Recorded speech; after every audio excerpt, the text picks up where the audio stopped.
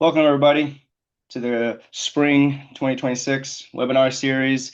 I'm joined by Bill Pruitt. I'm Mike Korenbaum, Senior Director of Technical Marketing Engineering, and we're happy to describe what Elisity has released over the last quarter.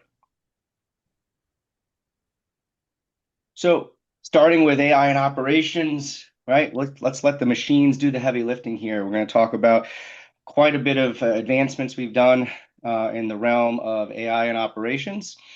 Next, we'll go into policy and talk about the improvements in usability for policy management and at scale.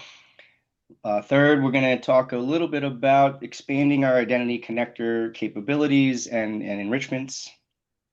And last but not least, a little touch on data plane and scale to help with migrations for our customers. And then we'll get into a live demo. I'm really excited to hear what we've introduced in this release, Bill. So I'll hand it over to you. Thanks, Mike. Good to be with you again this season. We'll start off with some really exciting stuff around the Zero Trust Posture Dashboard. So the purpose of this dashboard is to really look across your entire environment and assess how well you follow zero trust principles and least privilege management. And we really give you three lenses to do that. The first is through the policy deployment lens, and this gauges how well you've made initial policy decisions across your environment. The second is around least privilege access, so how you've minimized open ports and protocols, kind of once you get beyond that phase one of deployment to restrict to least privilege. And then as we know, not all ports are created equal, especially in the context of malware. So we look specifically at malware lateral movement and how it could spread in the network depending on which ports and protocols are open and give you a score for that. The whole point of this is to give you, number one, a very detailed high-level view as for an executive, and then perhaps all the way down to a practitioner level at the device level, which we'll cover more in our demo. Oh, this is fantastic, Bill. I know, seeing as it's been out now for a few months, what has the customer feedback been so far? Yeah, it's actually been really good. What we've heard from some of our customers, one in particular comes to mind. They're a global consumer products manufacturer. They have plants all over Europe and North America. And what they particularly use the dashboard for is executive reporting. So the CISO actually, has to go to his board every month and provide a readout of exactly how well they are tracking against their zero trust goals from a segmentation standpoint. So what we give him and the board is a view on how they've been tracking towards those goals at a very high level, right? And this is what you would want from a board level perspective across your whole network. So this has been a really great, useful set of tools from the executive level. Oh, that's great, Bill. Can't wait to see it in action in the demo. Fantastic. Yeah, kind of getting more into the AI operations aspects, we introduced a really interesting feature for this release where leveraging the Elisity Assistant, it actually does overly permissive policy analysis. And what this means is when you ask the assistant to identify overly permissive policies, it'll go through and analyze all current allow or custom policy over whatever time range you tell it. And it'll find opportunities for you to tighten up and apply deny policies where that policy has not been used at all in the given time frame. Oh, that's really interesting, Bill. If you think about as a practitioner, and trying to deliver least privilege policies across your network, it's not really a set it and forget it. This is an always evolving policy management situation. So it seems like a great capability to help our customers really clamp down and restrict their policies. One question, though, about how far back in time can a customer look? Because, some customers, they have jobs or applications that run very, very infrequently, maybe every quarter or every semi-annually or every year for that matter. Yeah, with this new framework, the day you start collecting telemetry in your environment, so from day one, that is the start time from when you can do policy analysis. So this goes indefinitely from day one, and you can actually prompt it for any time frame. So if you've had your Elisity running in your network for, let's say, 6 months, you could do a 6-month policy analysis to see if that policy has been hit at any time during that window. So it's really powerful from that perspective. Separately, I think the pursuit of zero trust is definitely not a one-time event, and giving the tools there to constantly audit not only identity and make sure that we're adaptive from an identity perspective, but also going through and identifying opportunities to make sure that devices only have the communication that they need is really a critical pillar of zero trust. And we want to help our customers do that more and more easily. Excellent. Yeah, and along those lines, that's really the purpose of the Elisity Assistant. And with each release, we continue to add more and more capabilities to it.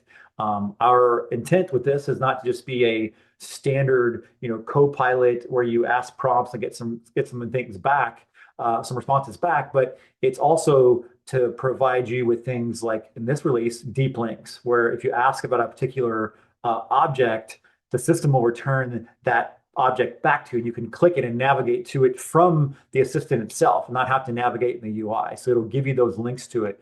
Second, the assistant is now capable of controlling the UI itself, and that if you ask it to put in place a particular filter or set of filters that where you want to see certain types of data, whether that be on the policy matrix or on traffic analytics, the assistant can now build that filter for you. So you don't have to necessarily even know how to navigate the UI and apply all the filters. You can just ask it in plain language to do that for you, which is really powerful step in our pursuit of having the assistant really help you deploy the product and just do it for you. Separate with that, we actually have a PDF download capability. So you can take your prompt responses from the assistant and download those in the form of a formatted PDF. And last but not least, some more under the covers things, but the intent was to make a multi-agent architecture that makes the assistant more robust and can respond to more advanced prompts, just basically improving the overall experience. In line with that, we actually added some things to both Insights and the Assistant, and that's the Insights automation. So we've had the ability to do Insights now for the better part of a year. We have the ability to automatically approve or reject insights, specifically for device categories currently. So that's been there now for a couple of releases, and we most recently added the ability to do that based upon some additional match criteria. And the whole intent of the Insights automations are to, Insights puts you in the loop for a decision, but there's some decisions that you may just want Insights to act upon automatically. So the assistant runs the analysis automatically without you being in the loop. It finds something that's interesting, gives that to you in the form of an insight, of which you can then automatically approve or reject based upon whatever business criteria that you may see fit.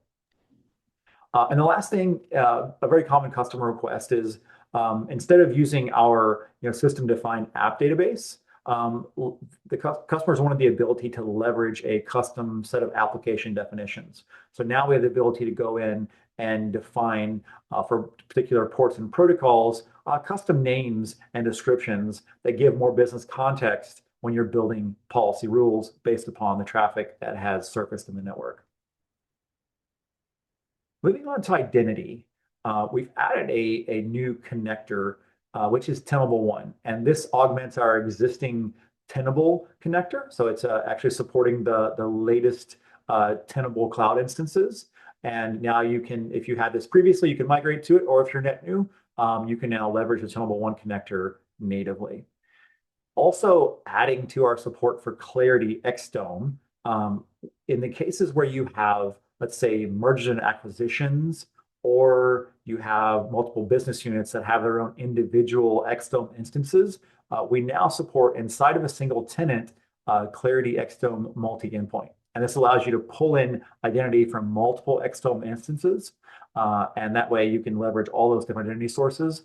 And it could be very specific to a business unit, a site, or a new M&A before you've had time to do the integration. Next is the Intune device ownership attribute. So this is a new IGA attribute where you can actually differentiate whether it's a corporate versus personal asset, which allows you inside of policy to apply the appropriate policy, put a particular group that makes sense, whether it's a personal asset or a corporate asset.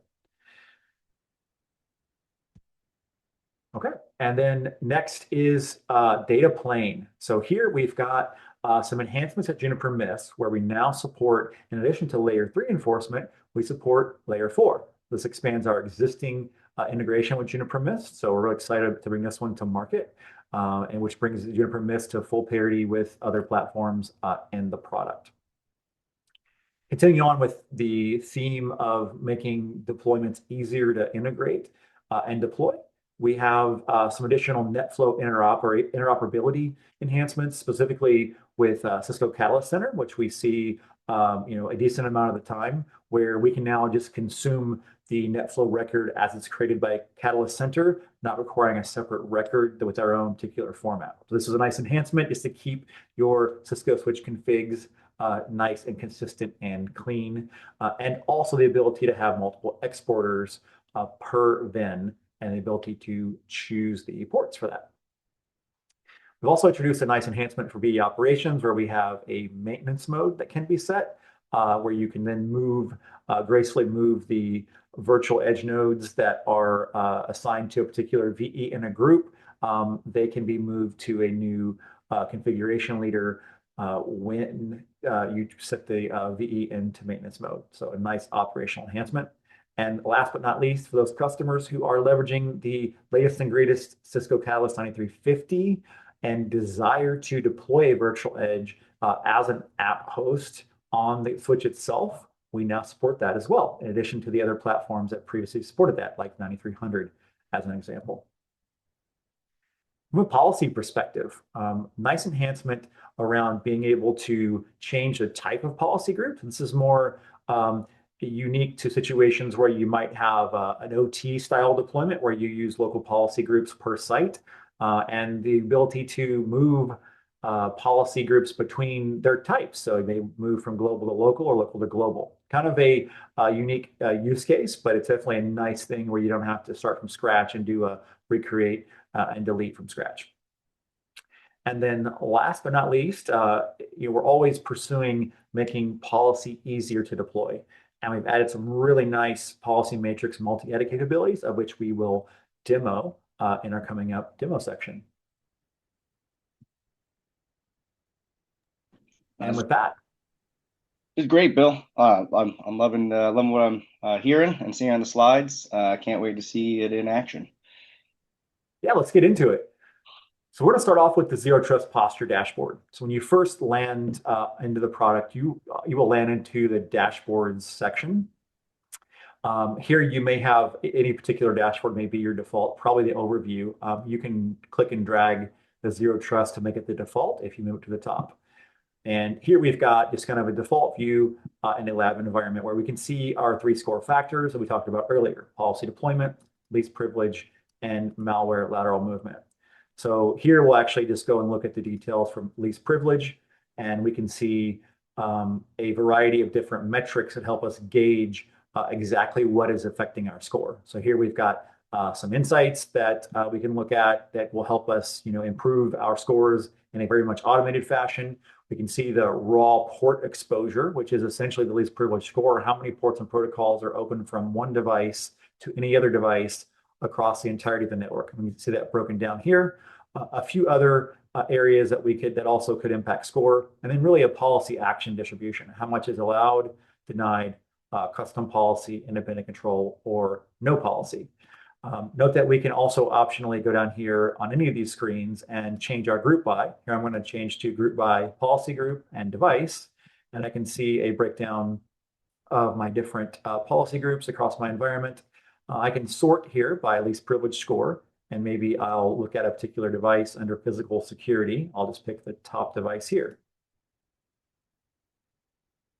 And now in the device level view, I can see, number one, the Zero Trust score at the top here next to the device IP address, but also a separate tab that details for this device all the Zero Trust score factors. And I can drill into each of these and see the per device calculations on how all of these were made. And they can drill into very low levels of detail as you want to understand these better and understand how you can take certain actions to improve these. And here I'll just show quickly the malware lateral movement on the device level, where we have exposure gauged by MITRE technique.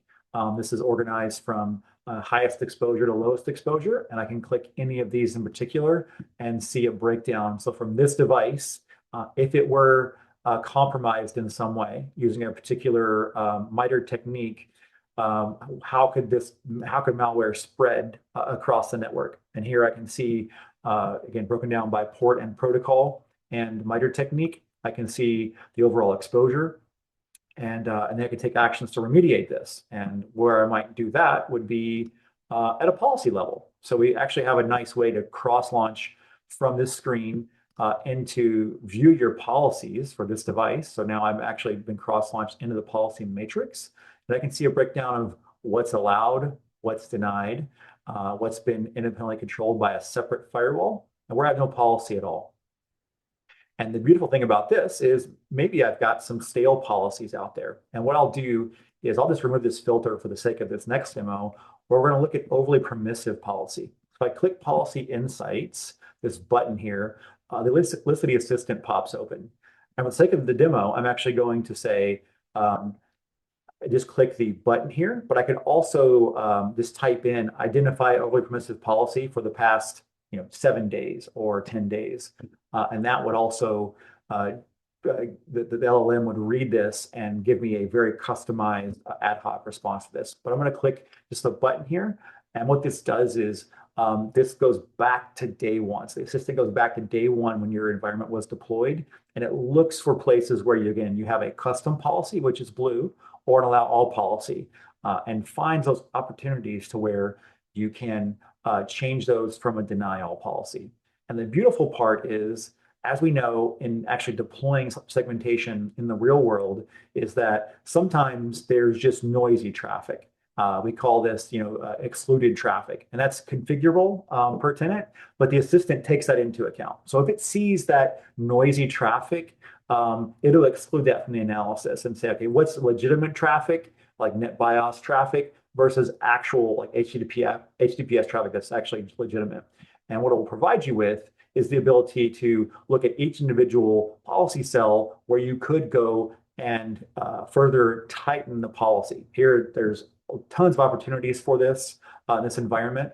And how I would do this in a real deployment would be, maybe I go into multi-edit, and I would go in and just maybe I'll pick an entire row, let's say building management, and I'll do a shift and click.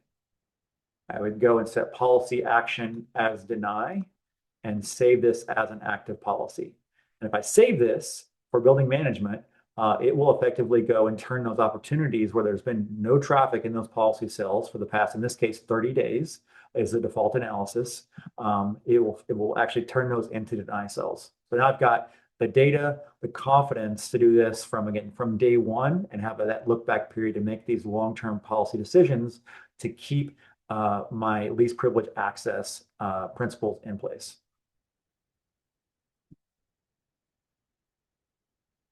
All right, Mike, that wraps up our demo for today. What do you think?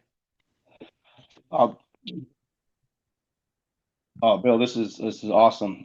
If we were to kind of summarize and talk about the key takeaways from the last quarter of releases from Elisity, one, I think we're really letting the machines do the hard work and the heavy lifting, right? Using all of the data that we are collecting from all of the enforcement points across the network, all the device and enrichment data from our connectors, and using that to calculate the things like the zero trust posture scores to give customers actionable data to reduce their attack surface. Right. Second, we're working to completely deploy, improve the deployment and scale on your terms, right? Customers have heterogeneous environments across different types of vendors, and migrations are a reality. And so we're continuously to improve upon our data plane coverage as well as improving the migrations. And then obviously we need to continue to iterate on the identity and our connectors to improve those enrichment capabilities. And then obviously, as you demonstrated, the better we can make policy management, the easier we can make it for the users with things like the policy, the insights that we went through, and the overly permissive policies. But then the actual configuration with the multi-policy edit screens really helps our customers to realize the benefits of the solution in a frictionless way. So with that, Bill, I'd like to say thank you to you, and thank you for our audience for listening. And if you have any questions, feel free to reach out to your account team. Thank you. Thanks, Mike. It's been great.